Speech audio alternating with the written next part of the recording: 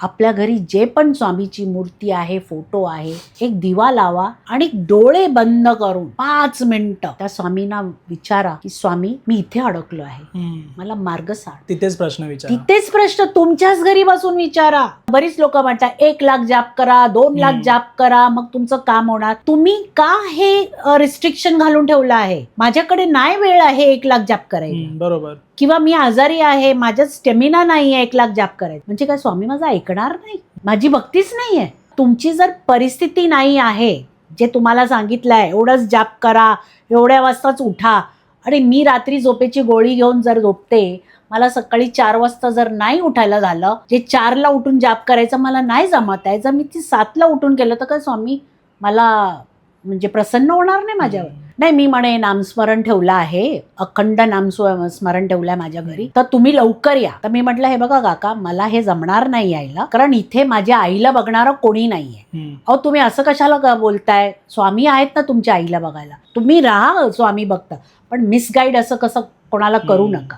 नाही तर काय असतं, दुसरं कोण असतं ना तर मनामध्ये शंका आली असती, अरे मला खरंच स्वामी बोलवतात आणि मी जात नाहीये, म्हणजे माझ्या आईचं काहीतरी वाईट होणार वगैरे. आणि मी स्वामीला हात जोडून तिथेच नमस्कार केला आणि सांगितलं, स्वामी जर तुम्ही खरे आहात तर आज पटवून द्या की मी तिकडे नाही गेली आहे. जसे हे काका म्हणतायत तुम्ही नाही आलात तर काहीतरी म्हणजे आभाळच कोसळणार आहे. आणि मला असं वाटतंय का मला इथे राहायला पाहिजे, माझ्या आईजवळ कोणी नाही आहे, माझा पहिला कर्तव्य इथे आहे, तिथे नाही. चिंतन करा, स्वामीची मूर्ती, फोटो, जे काही तुम्ही ज्या स्वरूपात त्यांना पूजन त्यांचं करता, त्यांच्या डोळ्यात डोळा घालून सांगा की स्वामी मी माझ्याच घरी बसून तुमचं नाम जप करते आणि माझ्या ज्या समस्या आहेत त्या तुम्ही आपोआप इथेच सॉल्व्ह करून टाका. मला इकडे तिकडे तिकडे भटकायची गरजच नाही आहे. मनामध्ये देव आहे, सगळ्यांचे आहे, पण त्याला जागृत कसं करायचंय ते आपल्याला यायला पाहिजे. ते जागृत नामस्मरणानेच होणार, आणि ते तुम्ही तुमच्याच घरी बसून कराल तर ती एनर्जी तुमच्याच घरी राहणार. तुम्हाला जर स्वामी दुसऱ्यांच्या घरी दिसतायत, स्वामी तर तेच आहेत, पण त्यांच्या घरी तुम्हाला स्वामी दिसत, तुम्हाला तुमच्या घरात का दिसत नाहीये? तुमचं मन अशांत आहे, तुम्हाला असं वाटतं नाही नाही नाही तिकडे गेलं की बरोबर आपल्याला ते दर्शन होणार आणि त्यांच्याच घरी स्वामी बसले आहे. माझं ऐकायला गुरुचरित्र मला करायला मिळत नाहीये. अगोदर माझा वेळ निघायचा, मी काढायचो, पण आता खूप प्रॉब्लेम येतात. तर स्वामी माझ्यावर रागावलेत का? जी लोक संसारिक आहेत त्यांना नुसतं देवाचं नाव घेणं हेच नाहीये ना, त्यांना त्यांचे कर्तव्य पण पाळायचे आहे. बायको असेल, मुलं असतील, आई वडील असतील, नोकरी असेल, व्यवसाय असेल, तुम्हाला एवढा प्रपंचामध्ये गुंतवला आहे देवाने, आणि जर त्याच्यामध्ये तुम्ही 5 मिनिटं पण जर त्याच्यासाठी काढले ना, त्याला ते माहित आहे. मी तारक मंत्र रात्री करते 11 वाजता, जेव्हा सगळं घराचं काम वगैरे आवरून झालं, शांत झालं, सगळे झोपले, तर मी तुळशी वृंदावन समोर ठेवते टेबलावर. मी ते 11 वेळा करते. मला नाही असं वाटत का स्वामीने मला सांगितलं हे काय तुझं प्रकरण आहे. रात्रीची 11 वाजता कोण करतं का? 10 वाजता कोण करतं का? पहाटे उठून करायचं कशाला? मला जर जमतच नाहीये सकाळी उठायला, माझी तब्येत बरी नाहीये, मी औषध खाऊन झोपली आहे, ते स्वामीला नाही माहित आहे का?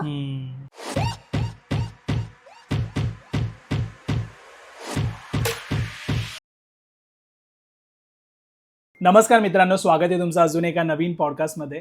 तर आपल्यासोबत जे गेस्ट आहेत त्यांना तुम्ही इंट्रोमध्ये पाहिलं असेल, रीता मॅम आहेत, आणि त्यांचे स्वामी समर्थांचे जे अनुभव आहेत मागे सबका मालिक एक पॉडकास्टमध्ये त्यांनी सांगितले होते. पण काय झालं की त्या पॉडकास्टमध्ये वेळ नव्हता आमच्याकडे, म्हणून ताईंनी खूप कमी गोष्टी सांगितल्या होत्या.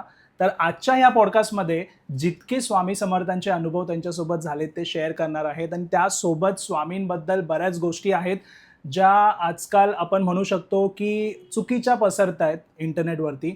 त्या पण आम्ही ते पण मुद्दे कव्हर करणार आहोत. तर पॉडकास्ट जो आहे तो शेवटपर्यंत पहा, आणि तुमच्याकडे पण काही स्पिरिच्युअल एक्सपिरियन्स असतील तुम्ही नक्की मला कॉन्टॅक्ट करू शकता. माझा नंबर आहे डिस्क्रिप्शनमध्ये. नमस्ते मॅम. नमस्कार. ओम साईराम. ओम साईराम. श्री स्वामी समर्थ. स्वागत आहे तुमचं परत एकदा आपल्या पॉडकास्टमध्ये.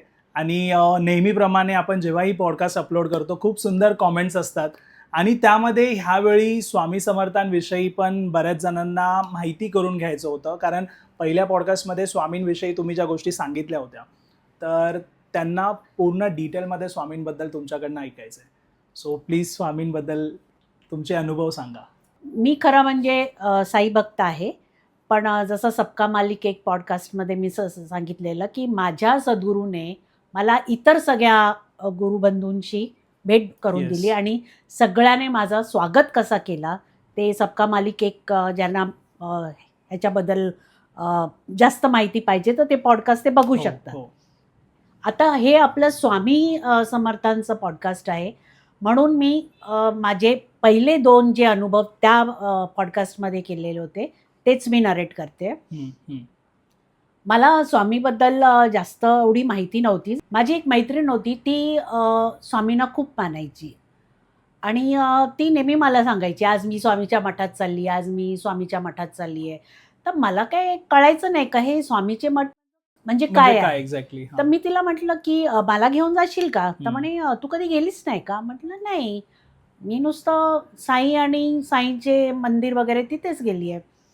तर ती मला पार्ल्याच्या मठामध्ये घेऊन गेली. अच्छा, तर मी जेव्हा बघितलं तर मी म्हटलं अच्छा तो मंदिरही आहे. बोले नाही नाही मंदिर नाही आहे, हा मठ आहे. इसको मठ बोलते. ओके. तर मी म्हटलं ठीक आहे स्वामींचे मठ आहे.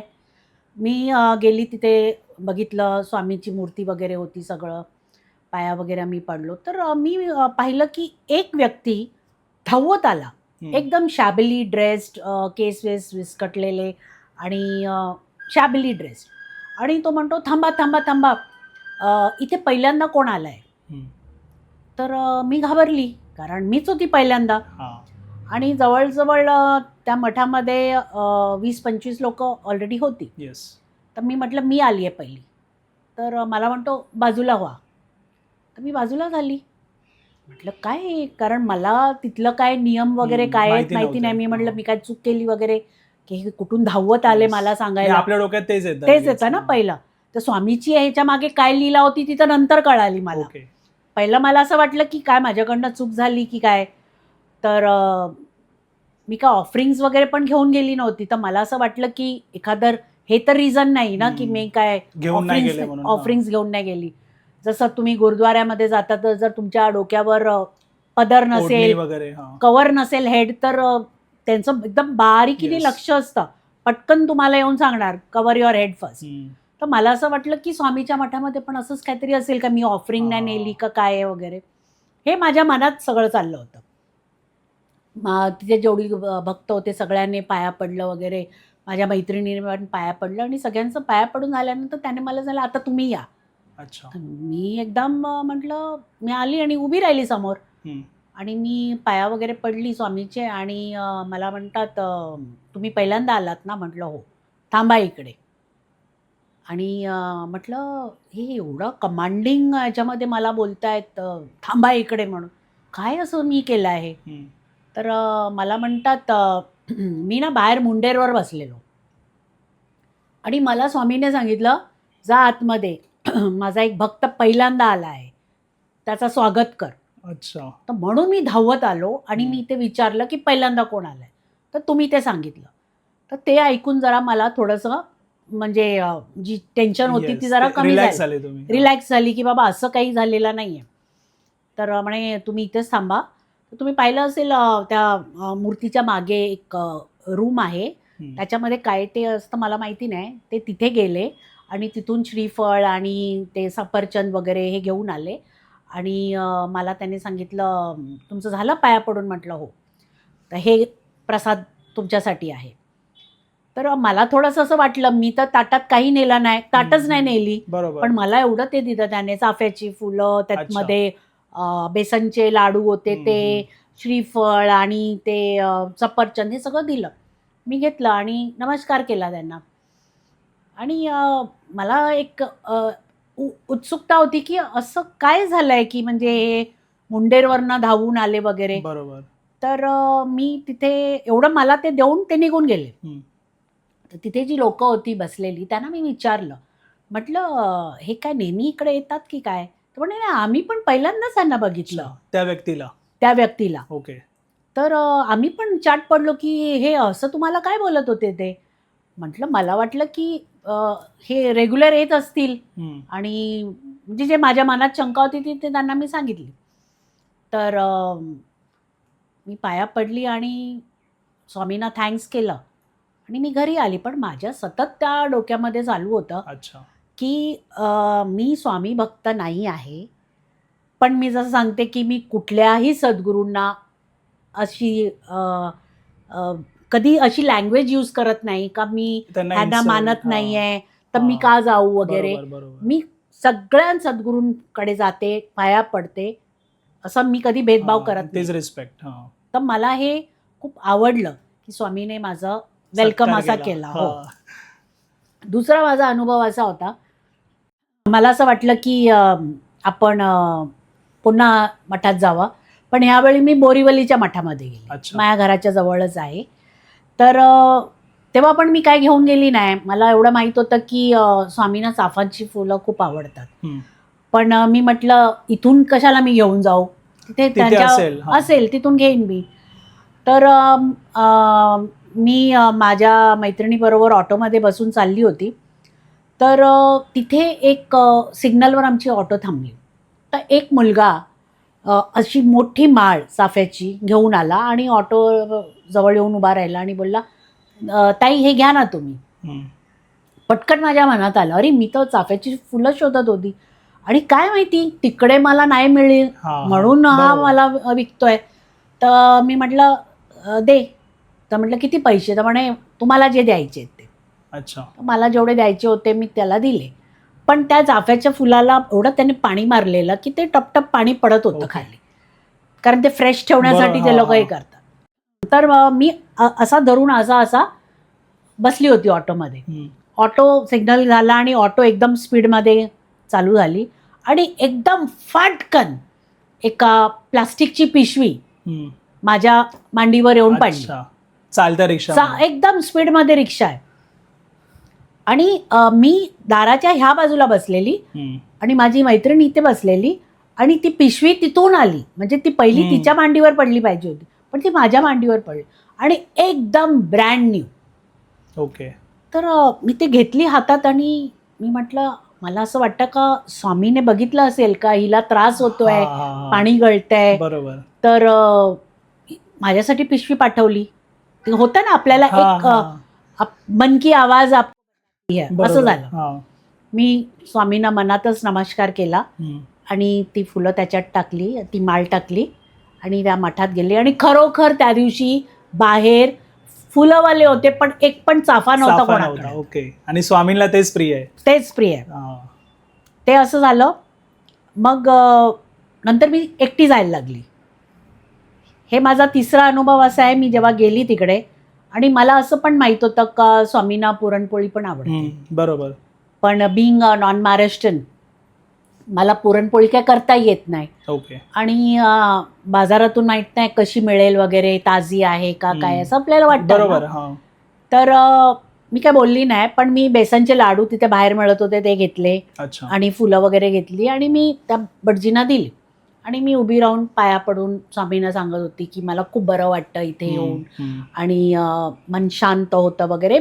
माझं बोलणं चालू होतं. तर स्वामी ते भटजीने माझ्याकडनं ताट घेतली आणि जे काय फुलं वगैरे आणली होती ती सगळी वाहली त्यांनी आणि रिटर्नमध्ये स्वामीच्या मूर्तीच्या मागे एक एवढा मोठा स्टीलचा डबा होता. अच्छा. त्याने तो डबा उघडला आणि त्याच्यातून 2 पुरणपोळ्या काढल्या आणि माझ्या त्या ताटात ठेवल्या. ओके. आणि मी बघते बरेच भक्त बाजूला पण होते, ती ऑफरिंग्स करत होते. कोणाला त्यांनी दिली नाही. सगळ्यांना त्यातलं फोडायचे, थोडं तिकडे टाकायचं आणि तेच त्यांच्या ताटात ते परत द्यायचे किंवा एखाद्याला कोणी मागितलं तर फुल काढून द्यायचे. म्हटलं हे नाही, ते स्वामीच्या मूर्तीच्या मागे स्टीलचा डबा आहे आणि त्याच्यात पुरणपोळ्या आहेत. म्हणजे कोणीतरी आणून दिल्या असतील त्यांना. पण ह्यांना कसं माहिती की माझ्या मनात आज पुरणपोळी द्यायचं होतं. ते मन ओळखलं त्यांनी. मन ओळखलं आणि मी सांगितलं की मला करता येत नाही आणि मला बाजारातूनही यायचं. स्वामी बोलले थांब मीच देतो. त्याने त्या मला 2 पुरणपोळ्या दिल्या आणि त्या हातात घेतल्याबरोबर माझे तिथेच अश्रू चालू झाले. आणि मी स्वामींना सांगितलं की गेल्या वेळी तुम्हाला कळलं की हिच्याकडे पिशवी नाही तर तुम्ही एवढ्या फास्ट ऑटोमध्ये पण पिशवी आतमध्ये टाकली. आता मला पुरणपोळी देण्याचं पण हे असं होतं. आणि माझ्या मनात आलं की मला तर करता येत नाही तर मी काय करू वगैरे. तर तुम्ही म्हटलं तुम्हीच मला पुढे येऊन पुरणपोळी दिली. म्हटलं तुम्ही किती बारीक बारीक आपल्या भक्तांच्या मनाच्या गोष्टी ओळखता. Yes, बरोबर आहे. आपल्याला मोठमोठ्याने ओरडायची गरज नाहीये का मला हे पाहिजे ते पाहिजे, मला हे द्यायचंय ते द्यायचं आहे. करेक्ट. तर असे माझे खूप खूप असे अनुभव आहेत छोटे छोटे. असं फार असं मोठं काय हे नाही आहे, पण आहेत खूप छोटे छोटे. पण खरं जर आपण त्यांना व्यवस्थित बसून जर चिंतन मनन केलं ना तर ते छोटे नाही आहेत, खूप मोठे आहेत. म्हणजे तुम्हाला ते साक्षात दाखवतायत की ते आहे तुमच्यासोबत, माझ्यासोबत आहेत. आणि माझ्या मनात जे मला त्यांना ऑफर करायचं आहे आणि जे मला नाही जमत आहे तर ते जमवून देत आहेत. आणि मला वाटतंय ज्या लोकांची श्रद्धा असते ना त्यांच्यासाठी हे छोटे अनुभव खूप मोठे असतात आणि ते खूप महत्वाचे असतात. मला असं वाटतं अनुभव छोटा असो की मोठा असो, अनुभव असतं. नुसतं त्या अनुभवाच्या मागे जे अर्थ आहे, जे आपलं गुरु आपल्याला सांगण्या इच्छित आहे, ते जर मेसेज आपल्याला कळालं ना तर सगळं ज्ञान आलं त्याच्यामध्ये. बरोबर. स्वामी का येऊन असे उभे राहून मला दर्शन देणार असं नाहीये, पण मनाची गोष्ट ते ओळखतायत आणि ते बरोबर तसं मला रिटर्न देतायत. म्हणजे ते आहेत ना, जागृत आहेत ते कुठल्या ते पार्ल्याच्या मठामध्ये झालं की त्या बोरीवलीच्या मठामध्ये झालं. स्वामी सगळीकडे आहेत, ते गेलेच नाही आहेत कुठे. तर मला असं वाटतं की हे आजकाल जे मी ऐकते आहे, तुम्हाला जास्त माहित असेल, तुम्ही मला काय कमेंट्सवर म्हणजे तुम्हाला एक ना मला प्रश्न विचारायचा आहे. आता मी नेहमी काय करतो, आपले गेस्टला आहे ना कमेंट्समध्ये मला जे प्रश्न विचारतात लोकांना तेच मी प्रश्न विचारतो. म्हणजे तुमच्याकडे नॉलेज आहे इतकं, मला असं वाटतं की तुम्ही ते माझ्यापेक्षा जास्त चांगलं सांगू शकाल. सो कमेंटमध्ये ना एक मला प्रश्न असा आला होता की ते कुठेतरी गेले होते, तर ते माहिती नाही, पण तिथे त्यांनी असं सांगितलं त्यांना की स्वामी माझ्याच घरी आहे. तुझ्या आयुष्यामध्ये किती पण प्रश्न जरी असतील, तुझ्या लाईफमध्ये तुला कुठे जर जायचं असेल तर तू कुठे पण जाऊन काही फायदा नाही आहे, स्वामींसाठी तुला माझ्या घरी यावं लागणार आहे. पण त्या माणसाचं असं म्हणणं आहे की स्वामी माझ्या घरी पण आहे दादा, तर मी त्यांच्याचकडे का जाऊ.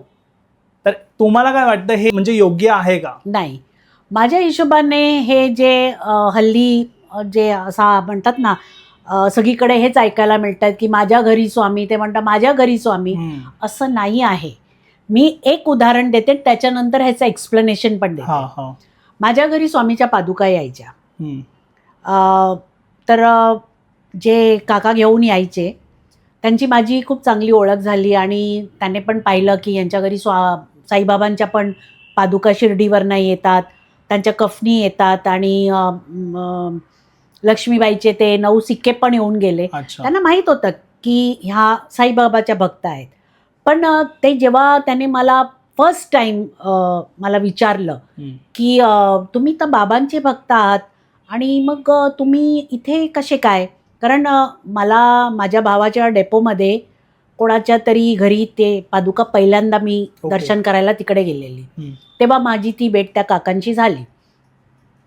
तर मी त्यांना सांगितलं की माझ्या घरी पण याल का तुम्ही. तर म्हणे हो, कोण जे बोलवेल आम्ही त्यांच्या घरी जातो.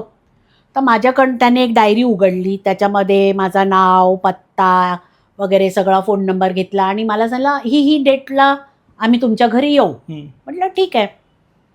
ते आले आणि त्यांनी सांगितलं की तुमच्या आजूबाजू जे स्वामी भक्त आहेत त्यांना गोळा करा दर्शनासाठी वगैरे हे ते. तर मी म्हटलंय बघा, सगळ्यांना माहिती आहे मी साई भक्त आहे. आता मी जर सांगेन की मी स्वामीच्या पादुका पण बोलवल्या आहेत तर लोक काय म्हणणार. पण ठीक आहे, तुम्हाला असं वाटतं तर मी माझ्या जेवढे पण माझ्या ओळखीची लोक आहेत त्यांना सांगेन की मी मेसेज टाकते व्हॉट्सॲपवर की माझ्या घरी स्वामीच्या पादुका ह्या वेळ ते ह्या वेळपर्यंत येणार. तर ज्यांना दर्शन घ्यायचं त्यांनी यायचं. आले, पहिल्या ह्याच्यामध्ये खूप गर्दी झाली, खूप एवढी गर्दी झाली म्हणजे त्यांनी मला 1 तासाचा टाईम दिलेला, पण त्यांना 2-3 तास माझ्या घरी थांबावं लागलं. तर अशी त्यांची माझी ओळख झाली. तर त्यांच्याकडे पादुका, तसं त्यांचं म्हणणं आहे की इकडून येतात अक्कलकोटवरनं जानेवारीच्या महिन्यात, आणि ते अच्छा. एक अख्खा महिना त्यांच्याकडे असतात ओके. मुंबईमध्ये, आणि ते घरोघरी स्वामी भक्तांच्या घरी जाऊन फिरवतात. जातात. हां. तर मी म्हटलं, त्यांची माझी अशी चांगली ओळख झाली, कारण ते स्वामीचं करायचे, मी बाबांचं करायची. तर आमचं जेव्हा पण बोलणं व्हायचं तर अध्यात्मावरच आम्ही बोलायचो. हम्म. म्हणजे त्यांनाही असं वाटायचं नाही का बाबा आम्ही कुठेतरी चुकीच्या घरी आलो आहे, ओके. कारण इथे स्वामीबद्दल तर काय बोलतच नाही, पण आम्ही जनरल अध्यात्माबद्दल हम्म. बोलायचो. हम्म. तर एक दिवस असं झालं की माझी आई हॉस्पिटलमध्ये होती, आणि माझी आई हॉस्पिटलमध्ये होती, तर माझा भाऊ तिकडे दिवसभर राहायचा, रात्रीचा राहायचा, आणि दिवसाला मी त्याला अच्छा. रिलीव्ह करायला जायची. तर एक दिवस त्याने मला सांगितलं की तू 3 वाजता येशील का मला दुपारी हम्म. रिलीव्ह करायला, मला अर्जंट काम आहे, घरी जायचं आहे. म्हटलं ठीक आहे, मी येते. आणि मी गेली. माझी आई हॉस्पिटलमध्ये होती, मी तिच्या बाजूला बसलेली, आणि तिचे हात पाय असे मी दाबत होती. तेवढ्यात मला ह्या काकांचा फोन आला. मी उचलला, तर मला म्हणतात तुम्ही कुठे आहात? म्हटलं माझी आई अशी हॉस्पिटलमध्ये आहे, मी आईजवळ आहे. काय झालं? नाही, मी म्हणे नामस्मरण ठेवलं आहे, अखंड नामस्मरण ठेवलं आहे माझ्या घरी, तर तुम्ही लवकर या. तर मी म्हटलं हे बघा काका, मला हे जमणार नाही यायला, कारण इथे माझ्या आईला बघणारं कोणी नाही आहे. अहो तुम्ही असं कशाला बोलताय, स्वामी आहेत ना तुमच्या आईला बघायला, त्यांना सोडा आणि तुम्ही इकडे नामस्मरणाला या, आणि मग बघा काय चमत्कार होतं ते. मला ते काय पटलं नाही. बरोबर. माझं पहिलं कर्तव्य होतं की माझी आईला माझी गरज आहे, मला तिथे बसून तिला बघायचं आहे. स्वामीचा जाप मला तुमच्याच घरी येऊन का करायचा, मी इथे बसून पण करू शकते, आणि आईची सेवा पण करू शकते, आणि आईची सेवा पण करू शकते. मी त्यांना म्हटलं मला यायला जमणार नाही. अर्ध्या तासानंतर पुन्हा त्यांचा फोन आला, अहो तुम्ही हे ना चुकीचं करताय, अच्छा, मी तुम्हाला सांगितलं ना तुम्ही इकडे या आणि बघा कसं म्हणजे चेंज होतोय ते. मी म्हटलं आता हे वादविवाद होणार आहे. मी म्हटलं मी तुम्हाला सांगितलं ना मी येणार नाही, आणि राहिलं ते जाप करायचं ना, मी इथेच बसून माझ्या आईच्या बाजूला स्वामीचा जाप करते, आणि बघा कशी माझी आई घरी जाते की नाही. बरोबर. आणि नाही गेली ना तर मग मी तुमच्या घरी येते. आणि त्यांना जरा ते इन्सल्टिंग वाटलं असेल, कारण वयस्कर होते आणि कट्टर म्हणतात ना स्वामी भक्त. तुम्ही राहा स्वामी भक्त, पण मिसगाईड असं कसं कोणाला करू नका. नाही तर काय असतं, दुसरं कोण असतं ना तर मनामध्ये शंका आली असती, अरे मला खरंच स्वामी बोलवतात आणि मी जात नाहीये, म्हणजे माझ्या आईचं काहीतरी वाईट होणार वगैरे. आपण ही लोक जी आपल्या मनामध्ये जी भीती घालतात ते चुकीचं आहे. त्याच्यामुळे आपल्याला खरी भक्ती कशी करायची तेच कळत नाही. आणि मी त्यांना स्पष्ट सांगितलं की आता ह्याच्यानंतर तुम्ही मला कॉल करणार नाही, कारण माझा आन्सर तेच राहणार आहे. आणि त्याने फोन ठेवला. मी माझ्या आईने सांगितलं काय झालं एवढं तू म्हणजे गरमागरमीने बोलते. म्हटलं काय नाही, आईला काय सांगणार मी. म्हटलं तू झोप, मी बसले तुझ्या बाजूला. आणि मी स्वामीला हात जोडून तिथेच नमस्कार केला आणि सांगितलं, स्वामी जर तुम्ही खरे आहात तर आज पटवून द्या की मी तिकडे नाही गेली आहे. जसे हे काका म्हणतायत तुम्ही नाही आलात तर काहीतरी म्हणजे आभाळच कोसळणार आहे. आणि मला असं वाटतंय का मला इथे राहायला पाहिजे, माझ्या आईजवळ कोणी नाही आहे, माझा पहिला कर्तव्य इथे आहे, तिथे नाही. तुझं नाव मी इथे बसून पण घेऊ शकते आणि तुझ्यापर्यंत पोहोचणार, पण जर मी इथून उठून तिकडे गेली आणि उद्या हिला काय झालं, डॉक्टर आला, डॉक्टरला काय बोलायचं आहे का औषध द्यायचं आहे, तर कोणीच नाही आहे इकडे. असं मी मनात प्रे केलं आणि मी तिथे बसून स्वामीचा जाप चालू केला. आणि सागर बिलीव्ह मी, माझ्या आईला डिस्चार्ज 4 दिवसानंतर मिळणार होता. संध्याकाळी तो यूरोलॉजिस्ट आला आणि नेफ्रोलॉजिस्ट आला, दोन्ही आले. त्याने आईचं दिवसभराचं जे काय तिचं रुटीन चेकअप वगैरे होतं त्याची रिपोर्ट वाचली आणि सांगितलं की तुम्ही एकटे आहात का यांच्याबरोबर. म्हटलं हो, माझा भाऊ जरा घरी गेलाय. काय झालं म्हणे, मिरॅक्युलस रिपोर्ट्स. म्हटलं काय. म्हणे हां हे ना उद्या घेऊन जा तुम्ही डिस्चार्ज. म्हटलं काय. अच्छा. पण म्हटलं तो सकाळचा डॉक्टर असं सांगून गेला की 4 दिवस लागणार आहे. नाही नाही म्हणे, हे व्यवस्थित सगळं त्यांचं स्टेबल झाले आहेत, तर इथे हॉस्पिटल राहण्याची गरज नाही आहे. घरी घेऊन जा आणि तुम्हाला जसं सांगणार तसं तुम्ही त्यांचं तेवढं लक्ष ठेवा. मी तिथेच माझ्या मनामध्ये आलं की मी त्या काकांना फोन करून हे सांगू, पण मला असं वाटलं की काय मला हे त्यांना प्रूफ करण्याची गरज नाही आहे. तुम्ही जे सांगितलं आणि मी जे तुम्हाला सांगितलं ते स्वामी मध्ये उभे होते आणि त्यांनी दाखवलं पण, आणि त्याने दाखवलं पण. हे माझा एक खूप स्ट्रॉंग अनुभव होता आणि खूप रिलेटेबल अनुभव आहे, कारण ह्या गोष्टीच होत आहेत आता. आणि बरीच लोक मला पण अशी विचारतात का माझ्या घरी पण असं होतं, माझ्या घरी तसं होतं. माझं म्हणणं नुसतं हेच आहे, आपल्या मनामध्ये देव आहे, सगळ्यांचे आहे, पण त्याला जागृत कसं करायचंय ते आपल्याला यायला पाहिजे. आणि ते जागृत नामस्मरणानेच होणार. आणि ते तुम्ही तुमच्याच घरी बसून कराल तर ती एनर्जी तुमच्याच घरी राहणार. तुम्हाला जर स्वामी दुसऱ्यांच्या घरी दिसतायत, स्वामी तर तेच आहेत आणि तुम्ही पण तेच आहात, पण त्यांच्या घरी तुम्हाला स्वामी दिसत, तुम्हाला तुमच्या घरात का दिसत नाहीये? कारण तुमचं मन अशांत आहे. तुम्हाला असं वाटतं नाही नाही नाही नाही, तिकडे गेलं की बरोबर आपल्याला ते दर्शन होणार आणि त्यांच्याच घरी स्वामी बसले आहे, माझं ऐकायला. हे भावनाच चुकीचे आहे. हे मनातून काढून टाकलं पाहिजे. आपल्याच घरी बसा, चिंतन करा, स्वामीची मूर्ती, फोटो, जे काही तुम्ही ज्या स्वरूपात त्यांना पूजन त्यांचं करता, त्यांच्या डोळ्यात डोळा घालून सांगा की स्वामी, मी माझ्याच घरी बसून तुमचं नाम जप करते आणि माझ्या ज्या समस्या आहेत त्या तुम्ही आपोआप इथेच सॉल्व्ह करून टाका. मला इकडे तिकडे तिकडे भटकायची गरजच नाही आहे. बरोबर. तो अपना मन और मंदिर, दिमाग और मन, इसमें भगवान है. आपने जिसको बिठाया वही है. तुम्ही स्वामी को बिठाया है, बाबा को बिठाया है, गजानन महाराज को बिठाया है, जिसको भी बिठाया, अब जिसको भी मानते हो, तुम्ही जर खऱ्या मनाने त्याला हाक माराल ना, तर कोणाच्या घरी जायची गरज नाहीये. तुम्ही बेडवर झोपून पण हाक मारली ना आपल्या घरी, तो येणारच, पण तुमची हाक पोचली पाहिजे ना. बरोबर. आपल्यालाच जर आपल्या भक्तीवर शंका आहे तर कसं होणार? आता बरीच लोक म्हणतात 1 लाख जाप करा, 2 लाख जाप करा, मग तुमचं काम होणार. तुम्ही का हे रिस्ट्रिक्शन घालून ठेवलं आहे? माझ्याकडे नाही वेळ आहे 1 लाख जाप करायला, बरोबर, किंवा मी आजारी आहे, माझ्यात स्टेमिना नाही आहे 1 लाख जाप करायचं, म्हणजे काय स्वामी माझं ऐकणार नाही? माझी भक्तीच नाही आहे? हे जे आपण लोकांना जे कन्फ्यूज करतोय ना, त्याच्यामुळे लोकांना हेच कळत नाहीये की खरे स्वामी कुठे आहेत. माझ्या हिशोबाने, जेवढ्या माझ्या गुरुने मला समजवलाय, आपला देवत्य, आपला देव, सद्गुरू तो आपल्याच घरी असतो. बरोबर. आणि कुठेच नसतो, आपल्याच सोबती असतं. आपल्यालाच ओळखता येत नाहीये, मग असली माणसं तर बसली आहेत तुम्हाला कन्फ्यूज करायला आणि बिझनेस करायला. तर माझं म्हणणं हेच आहे का तुमची जर परिस्थिती नाही आहे, जे तुम्हाला सांगितलं आहे एवढंच जाप करा, एवढ्या वाजताच उठा, आणि मी रात्री झोपेची गोळी घेऊन जर झोपते, मला सकाळी 4 वाजता जर नाही उठायला झालं, जे 4ला उठून जाप करायचं मला नाही जमत आहे, जर मी ती 7ला उठून केलं तर काय स्वामी मला म्हणजे प्रसन्न होणार नाही माझ्यावर? त्यांना सगळं माहिती आहे.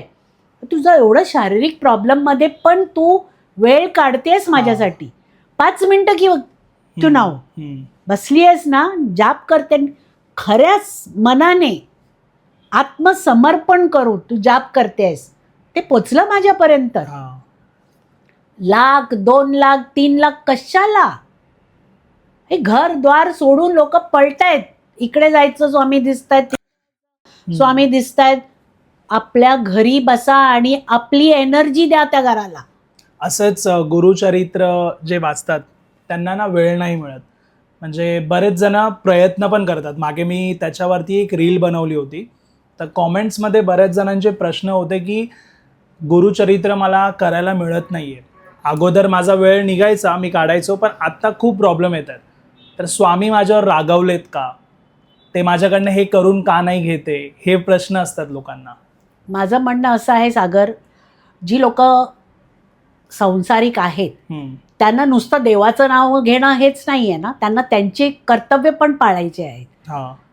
बायको असेल, मुलं असतील, आई वडील असतील, नोकरी असेल, व्यवसाय असेल, तुम्हाला एवढा प्रपंचामध्ये गुंतवला आहे देवाने, आणि जर त्याच्यामध्ये तुम्ही 5 मिनिटं पण जर त्याच्यासाठी काढले ना, तर त्याला ते माहीत आहे की तुमचा तो इथे बसून देवाच्या नावाने धंदे करायचा नाही आहे. तुम्ही तुमचं कर्तव्य आणि तुमचं कर्म करताय की तुम संसार में हो. राइट. एक तुम्हारे साथ तुम्हारे ऊपर 4 लोग म्हणजे जिम्मेदारी है. हाँ. जिम्मेदारी है. जब तक उसको नहीं निभाओगे तो मुझे भी नहीं पाओगे. बरोबर. क्योंकि मैंने ही तुम्हें इस प्रपंच में डाला है. और उसमें रह के अगर तुम 5 मिनट भी मेरा नाम लोगे तो मेरे को वो बराबर पहुंचेगा. हे कोणाची कामं आहेत? 1 लाख करा, 2 लाख करा, 3 लाख, ज्यांना काही कामधंदा नाहीये ते बसून करू शकतात. पण ते पण मला नाही वाटत त्यांचं तेवढं चित्त लागत असेल. 1 लाख 2 लाख म्हणजे भरपूर असतं. मग काय आपण टाइम वेस्ट करतोय ना बरोबर बसून. त्यापेक्षा 5 मिनिटं फुल सरेंडर करून तुम्ही जर स्वामीचं काही नाही आहे तरी त्यांचं तारक मंत्र. आता मी आहे, मला मराठीचं तारक मंत्र काय, माझी बाबांची आरती पण पाठ होत नाही. मी माझ्या सबका मालिकेत मला सांगितलेलं. मी तारक मंत्र रात्री करते 11 वाजता, जेव्हा सगळं घराचं काम वगैरे आवरून झालं, शांत झालं, सगळे झोपले, तर मी तुळशी वृंदावन समोर ठेवते टेबलावर आणि यूट्यूबवर 11 वेळा तारक मंत्रचा एक व्हिडिओ आहे ते लावते. त्याच्यात लिहिलेलं पण येतं की तुम्हाला जर नाही पाठ झालं तर यू कॅन रीड. मी ते 11 वेळा करते. आणि मला नाही असं वाटत का स्वामीने मला सांगितलं हे काय तुझं प्रकरण आहे म्हणून. हे रात्रीची 11 वाजता कोण करतं का? 10 वाजता कोण करतं का? पहाटे उठून करायचं कशाला? मला जर जमतच नाहीये सकाळी उठायला, माझी तब्येत बरी नाही आहे, मी औषध खाऊन झोपली आहे, ते स्वामीला नाही माहित आहे का? पण ही लोक जी दुसऱ्यांच्या मनामध्ये अशी हे म्हणतात चुकीचं जे विचार घालतात ना, ती भटकन आहे. म्हणून आपल्याला कसं वाटतं आपल्याकडनं काय चुकी होते बाबा, आपल्या घरी स्वामी नाहीये, ह्यांच्या घरी स्वामी आहे, त्यांच्या घरी स्वामी. आपणच पापी आहोत का? आपण पापी नाहीत, आपण चांगली आत्माच आहे. पण आपल्याला ते जागृत कसं करायचं आहे ते कळत नाही. आपल्या आतमध्येच आहे सगळं काही, त्याला जागृत करा. तुम्हाला तुमच्याच घरात स्वामी दिसतील, कण कण मध्ये दिसतील. मग तुम्हीच म्हणाल मेरे घर भी स्वामी आहे. ते स्वामी म्हणतात अत्र तत्र सर्वत्र आहेत ते. बरोबर आहे, सगळीकडे आहेत ते. मग कोणी असा शिक्का का मारावा की माझ्याच घरी आहे तुझ्या घरी नाही? तुझा जे प्रश्न आहे ते माझ्याच घरी सुटणार नाही. सुटणार तुझा प्रश्न. तू तुझ्याच घरात बसून नाम जाप कर आणि विचार, स्वामी मार्ग दाखवा, आणि ते दाखवणार. पण पहिलं मन शांत करा, हे भटकन सोडून द्या. आता एकाच्या घरी गेले, त्याने सांगितलं एवढे पैसे लागणार, हे करा ते करा. तुम्ही म्हणणार नाही माझी ऐपत नाही एवढे पैसे द्यायची, चला दुसऱ्याच्या घरी आहे, त्याने म्हटलं चला अर्धे पैसे द्या, मी करतो तुमचं काम. आपण तिकडे गेलं तरी पण वाटलं नाही माझं काम झालं नाही इकडे. पण आपण जर त्यांना प्रश्न केला की बाबा तुम्ही जेवढं सांगितलेलं तसं मी सगळं केलं, पण माझं काय अजून प्रश्न सुटला नाही. अहो तुमचं काहीतरी त्रुटी झाली असेल, म्हणजे तुमच्यावरच ते दोषारोपण. बरोबर. तुमचीच भक्ती कमी पडली. भक्ती कॅल्क्युलेट कोण करणार? त्यांची भक्ती श्रेष्ठ आहे म्हणून ते असे बसले ना. तर ते तुम्हालाच खाली करणार आणि तुम्हालाच कमी आखणार की तुमची भक्तीमध्ये काही ती त्रुटी झाली आहे. बघा यांचं झालं, त्यांचं झालं, त्यांचं झालं. आपण अजून सेल्फ डाऊट मध्ये. म्हणजे आपण एवढे मागे आहोत रांगेत का आपली आवाज कुठल्याही कोणाच्याही घरी गेलं तरी पोचत नाही. तर हे जे आहे ना, जिथपर्यंत आपण हे आपल्या मनातून काढणार नाही ना, तिथपर्यंत स्वामी काय बोलतायत, स्वामींना काय पाहिजे ते तुम्हाला कोणी शिकवू शकत नाही. बरोबर आहे, कारण स्वामी तुमच्याच घरी आहे. स्वामी तुमच्याच मन मंदिरमध्ये आहेत. तुम्ही बसा ना तिकडे, त्यांचा जाप करा. ती एनर्जी स्वामींना ओढून तुमच्या घरी घेऊन येणार. स्वामी तेच आहेत. त्यांच्या घरी जाऊन तुम्हाला काय वेगळं दिसतं जे तुमच्या घरी तुम्हाला दिसत नाही?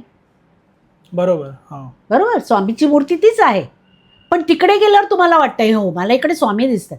पण हेच तुम्ही आपल्या घरी प्रयत्न केला आहे का? तिकडे बरोबर. टाळ्या मारून येता तुम्ही, त्यांचे जाप करून येता. तेच टाळ्या आपल्या घरी मारा ना आपल्या स्वामीच्या मूर्तीच्या समोर. कसं नाही येत ते, येणारच. पण तेवढा आपल्याकडे हे नाही आहे ना, पेशन्स नाही आहे.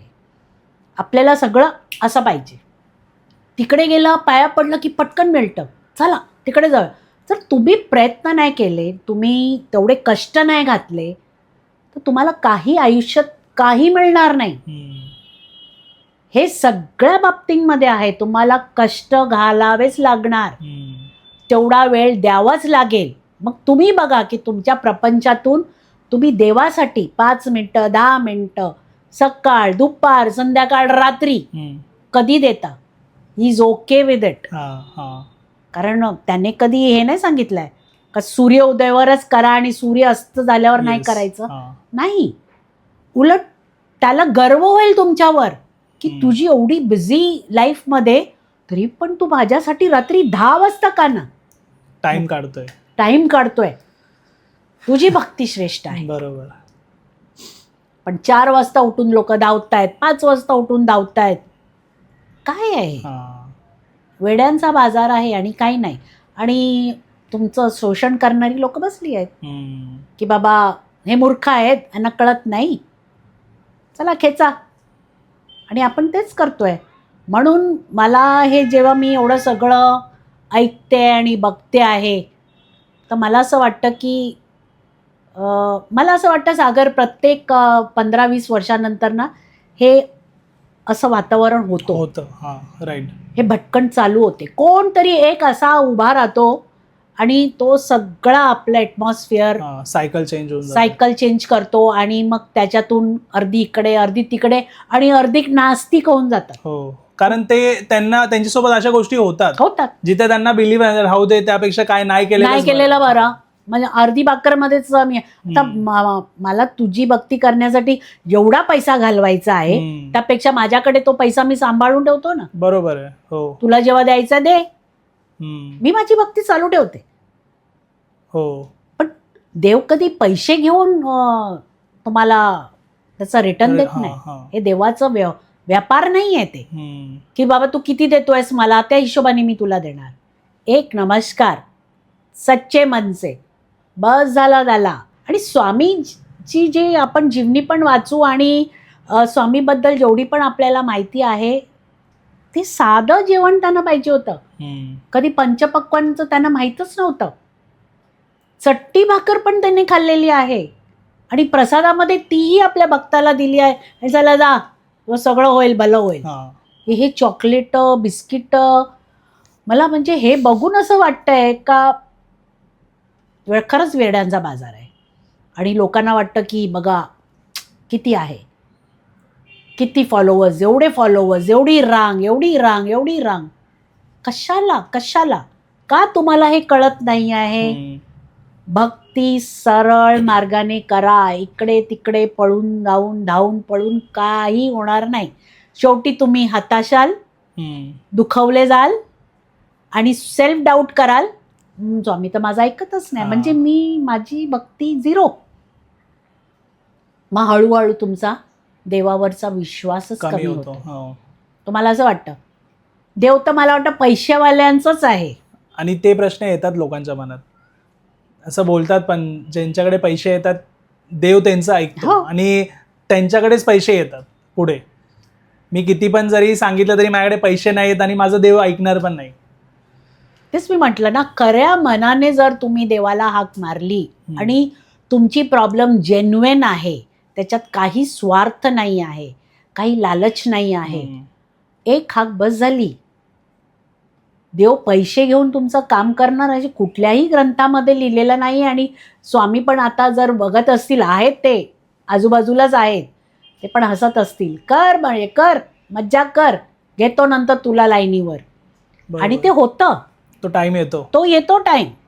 कसं असतं माहिती आहे, आपल्याला 4 लोक झाडावर चढवतात, अहो काय कसं ना तुमच्या घरी म्हणजे कशी एनर्जी आहे आलं आपल्याला वाटतं हे आपल्या डोक्यामध्ये एक बीजारोपण करून गेले आहेत आपल्या घरी अशी एनर्जी आहे चला आपण असं काहीतरी करूया म्हणजे बघा negativity to attract money comes first पॉझिटिव्हिटीने मनी अट्रॅक्ट करायला कष्ट लागतात नेगेटिव्हिटीने मनी अट्रॅक्ट करायला कष्ट लागत नाही त्याला नुसती बुद्धी लागते ती पण कसली बुद्धी भ्रष्ट बुद्धी बरोबर मग आपण स्कीम बनवतो हे असं करूया तसं करूया तसं करूया आणि मग आपणच लोकांच्या मनामध्ये देवाच्या प्रती विश्वास अविश्वास घालतो कोणी म्हणतं अरे मी ह्यांना ₹1,00,000 दिला आणि माझं काम झालं हा माणूस उभा राहणं माझ्याकडे तर ₹100 पण नाही म्हणजे देव माझा ऐकणारच नाही माझी कधी प्रॉब्लेम सॉल्व्ह नाही होणार जाऊ दे ना कशाला यायचं इकडे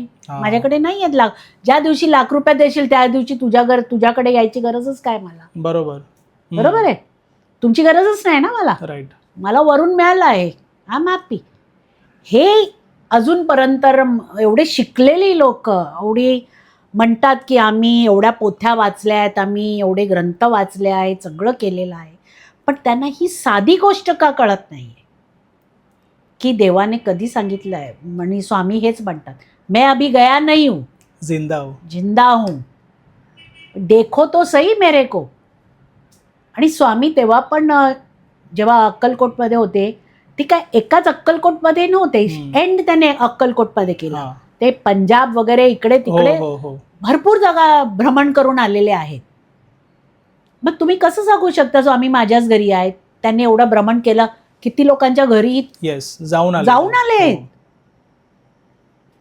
आता पुरावा घ्यायला म्हटलं की दाखवा कुठे आहेत तुमचे स्वामी तर काय आहे तुमच्याकडे पुरावा की मलाच दिसतात अजून तुमची तेवढी भक्ती लेवलची नाही आहे म्हणून तुम्हाला दिसत नाही तुम्ही एवढे पैसे ठेवा आणि तुमचा प्रश्न ठेवा मग मी उत्तर घेऊन तुम्हाला सांगते पण हे जेव्हा स्वामी खरंच जेव्हा अक्कलकोटला होते त्यांच्याकडे भक्त जायचे काय ते स्वामी म्हणायचे का ताटामध्ये पहिले हे ठेव मग तुझा प्रश्न सांग नाही ना बा ह्यांच्या घरीच का स्वामी असे म्हणतात पहिल्या ताटात पैसे ठेव मग सांगतो आणि मग लोक अशी पण म्हणतात का आम्ही एवढं स्वामीशी संवाद करून देतो तुमचं ते फुकट स्वामीशी आपण डायरेक्ट संवाद करू शकतो मग मध्यस्थ लोकांना आपणच एनकरेज करतो हो करेक्ट ते थांबवलं पाहिजे कारण कुठलाही देव कुठलाही सद्गुरू कधी भक्तीच्या ऐवजी तुमच्याकडनं मटेरियलिस्टिक थिंग्स घेणार नाही हो बरोबर तो म्हणेल सरेंडर करायचं ना तुझा इगो सरेंडर कर पहिला आणि ते आपण खूप डिफिकल्ट आहे ते सरेंडर करायला आणि असली लोक जी बसली आहेत ना त्यांना विचारा तुमचा इगो कुठल्या लेवलवर आहे ते म्हणणार नाही आम्हाला काही इगोच नाही आहे पण दुसरा जर बघेल ना तर म्हणे ह्यांचा इगो तर वरती छताला लागलेला आहे ते स्वतः स्वामी झालेले आहेत एवढं पण कळत नाही आहे का आपण काय आपल्या सद्गुरूची जागा घेऊ शकतो का नाही ना आणि आपण डोळ्याने बघतोय का हे काय बाजार मांडला आहे तर तुम्हाला असं वाटतं का एवढ्या ह्याच्यामध्ये स्वामी येऊन उभे राहून तुमची भक्ती खोटी झालं तर आम्ही महान म्हणजे फिरून फिरून सगळं काय तुमच्यावर येणार आहे तर हे थांबणं गरजेचं खूप गरजेचं आहे आज लोकांना म्हणजे म्हणतात ना अजिबात देवाची भीती नाही आहे वाईट कर्माची भीती नाही आहे हे आपण करतोय ना हे वाईट कर्म आहेत लोकांना लालच द्यायचं लुबाडायचं आणि त्यांना आणि देवापासून त्यांची भक्ती लांब करायचं त्याच्या मनामध्ये ते एवढं छाप पडते ना की I am good for nothing हे आणि तुम्हाला तोडतं बरोबर तुम्हाला असं वाटतं की पैसे वाले का ही भगवान है मैं तो गरीब हूँ गरीब ही रहूँगा गरीब ही मर जाऊंगा आणि आपण ते एवढं स्ट्रॉंग आपल्या मनामध्ये ते फीड करतो आणि हे बाजूने पण एवढे जे फीड होतात ते आपल्याला 100% ते स्टॅम्प लागतं की I am good for nothing माझ्यात तेवढं सामर्थ्य नाही आहे की मी माझ्या गुरूंना माझ्या घरी बोलवू. मला दुसऱ्यांच्या घरी जाऊन ते गुरूंना बघावं लागतं का? हे स्वतःलाच प्रश्न घाला आणि स्वतःलाच विचारा. आपल्या घरी जे पण स्वामीची मूर्ती आहे, फोटो आहे, एक दिवा लावा आणि डोळे बंद करून 5 मिनटं त्या स्वामींना विचारा की स्वामी, मी इथे अडकलो आहे, मला मार्ग सांग. तिथेच प्रश्न विचारा. तिथेच प्रश्न तुमच्याच घरी बसून विचारा. अपने ही प्रश्नों का उत्तर अपने अंदर होता है. मी म्हणून राईट पर्सनला विचारले हे जे प्रश्न होते. मला माहिती होतं तुम्हीच उत्तर देऊ शकता त्यावरती, कारण हे असे बरेच वेगवेगळे प्रश्न आहेत जे कॉमेंट मला करतात लोक. तर असे बरेच लोक अडकलेत. So thank you so much. आणि खूप छान माहिती तुम्ही आपल्या ऑडियन्सला आज दिली. थँक्यू. श्री स्वामी समर्थ. श्री स्वामी समर्थ. तुम्हाला हा पॉडकास्ट आवडला असेल तर लाईक, शेअर आणि चॅनलला सबस्क्राईब नक्की करा. आणि तुमच्याकडेही काही स्पिरिच्युअल अनुभव असेल तुम्ही नक्की मला कॉन्टॅक्ट करू शकता. माझा नंबर डिस्क्रिप्शनमध्ये मेन्शन आहे. आणि thank you so much. Shri Swami समर्थ.